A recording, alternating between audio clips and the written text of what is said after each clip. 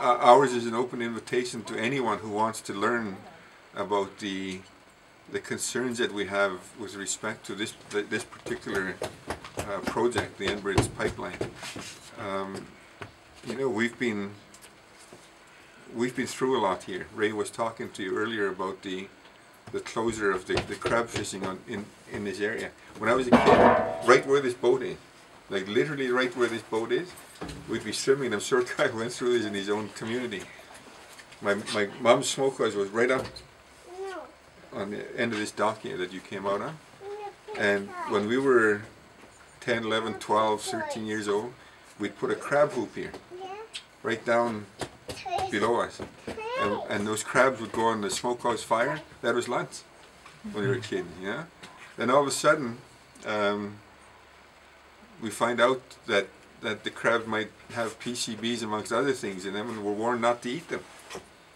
So for a period of 25 years now, you know, I wouldn't eat a crab from down here. And the problem is such that you know, nobody's told the crabs that they're not supposed to go back and forth over this line down the channel somewhere. So how do we know that we're not catching crabs down the channel that have been polluted here already? I mean, so that there's no easy fix for some of this stuff, you know. And with respect to Enbridge, we're not going to take that risk. So what are your biggest concerns for the project? The Enbridge project? Well, I think that, you know, initially we were looking at the marine side of it. The marine side of the like once the oil is on tankers and traveling, that's been the biggest concern. But the more we find out about the pipeline and all of the risks that are inherent with that process, and by the way, we recently got the last bit of information that Enbridge filed with its joint review panel, and it turns out that there's 11 stream and river crossings of the Kitimat River and its tributary. 11. So if there's a break in any one of those sites, it'll all eventually end up in the estuary of the Kitimat River, which is, I think, the second largest estuary on the coast. A lot of people don't understand that. The Kitimat River has the second largest estuary on the coast of BC. And I was kind of shocked to find this out, but it's second only to the Fraser River.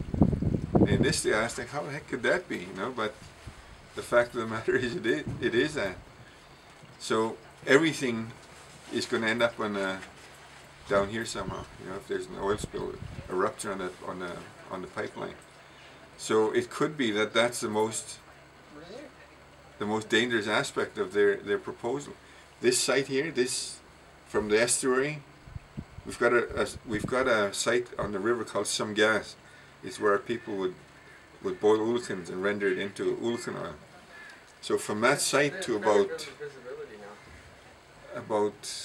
10 or 12 miles down the channel is called Haisla in our language. Haisla, this describes, it's the lower part of the river plus that stretch. And in my youth, I've heard in feasts our people talk, our elders talk at the time, about Haisla being the dinner plate of the Haisla people. That's what this area was described as. Alcan, there's Yaxta is right where Alcan is, that site right across. There's two creeks that run into that, the Alcan site now. Between those two creeks, our people never had to go anywhere else for coho. Like every year, huge run of coho, and there's nothing there anymore, you know, because of Alcan's pollution, and for just the way they disturbed the whole site. So, you know, our access to our food is being chipped away. You know, that to me, that's the crux of everything right now. Besides the water, is just food security is huge for me. And I think that's why you hear a lot of our people raising the same concerns. I mean, from Kyle's point of view and his people's point of view from Gitgat,